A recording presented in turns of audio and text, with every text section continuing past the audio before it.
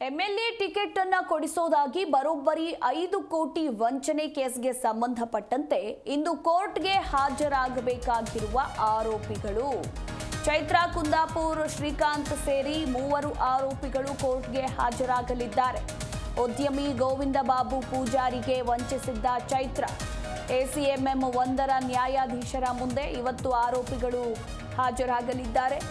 ವಂಚನೆ ಕೇಸ್ನಲ್ಲಿ CCB ಚೈತ್ರಾಳನ್ನ arrest ಕೂಡ ಮಾಡಿದ್ರು. ಇನ್ನು ವಾರೆಂಟ್ ಜಾರಿ ಹಿನ್ನೆಲೆ ಖುದ್ದು ಕೋರ್ಟ್ಗೆ ಇವತ್ತು ಹಾಜರಾಗಲಿದ್ದಾರೆ. ಇಷ್ಟು ದಿನಗಳ ಕಾಲ ಚೈತ್ರಾ ಕುಂದಾಪುರ್ ಬಿಗ್ ಬಾಸ್ ಮನೆಯಲ್ಲಿದ್ದರು.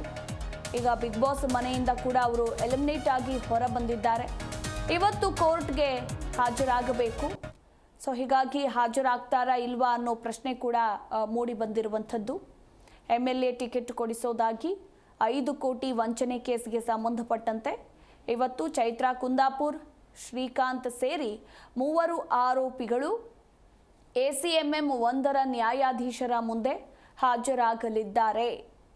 ನಿನ್ನೆ ಅಷ್ಟೇ ಬಿಗ್ ಬಾಸ್ ಮನೆಯಿಂದ ಹೊರಬಂದಿರುವಂತಹ ಚೈತ್ರಾ ಕುಂದಾಪುರ್ ಇವತ್ತು ಕೋರ್ಟ್ನಲ್ಲಿ ಹಾಜರಾಗಲಿದ್ದಾರೆ. ಸಾಕಷ್ಟು ಕುತೂಹಲ ಕೂಡ ಮೂಡಿಸಿರುವಂಥದ್ದು.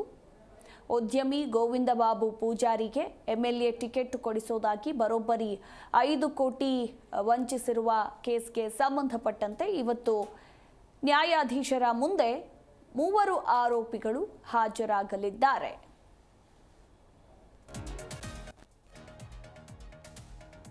ಚೈತ್ರಾ ಕುಂದಾಪುರ್, ಶ್ರೀಕಾಂತ್ ಸೇರಿ 3 ಆರೋಪಿಗಳು ಇಂದು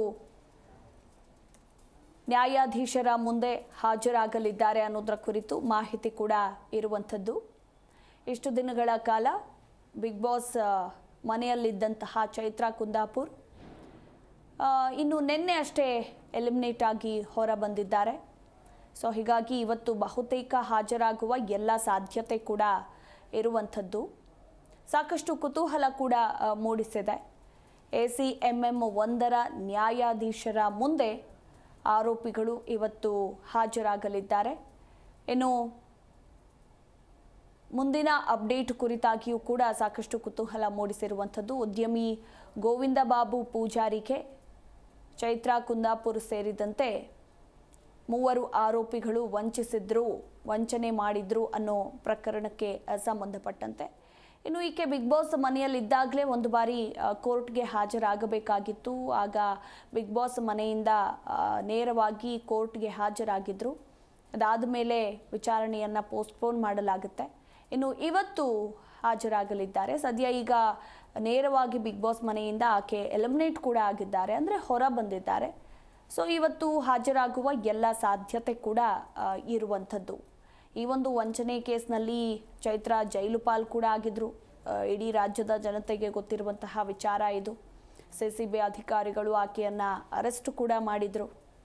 ಇನ್ನು ಇವತ್ತು ಏನೆಲ್ಲ ಬೆಳವಣಿಗೆಗಳಾಗಲಿದೆ ಅನ್ನೋದರ ಕುರಿತು ಇನ್ನಷ್ಟೇ ಕಾದು ನೋಡಬೇಕು.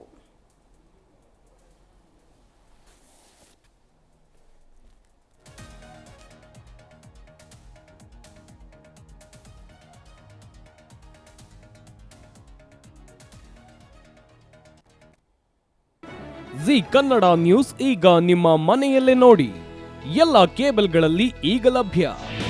ನಿಮ್ಮ ನೆಚ್ಚಿನ ಜಿ ಕನ್ನಡ ನ್ಯೂಸ್ ಈಗ ಸನ್ ಡೈರೆಕ್ಟ್ ನಲ್ಲಿ number 292, Tata play number 1664, Jio TV number 1334, NXT digital number 30, in cable number 30, city networks 51, U digital number 162, GTPL number 17, Rockline telecommunications number 42, Shri Basaveshwara cable number 168, rural cable network 60, Vinayaka digital 57, Abhishek cable 821, city channel 53, Siddeshwara cable network 57, V4 digital Infotech 628, Surya digital networks 53, Gajanan digital number 836, Malnad Infotech private limited number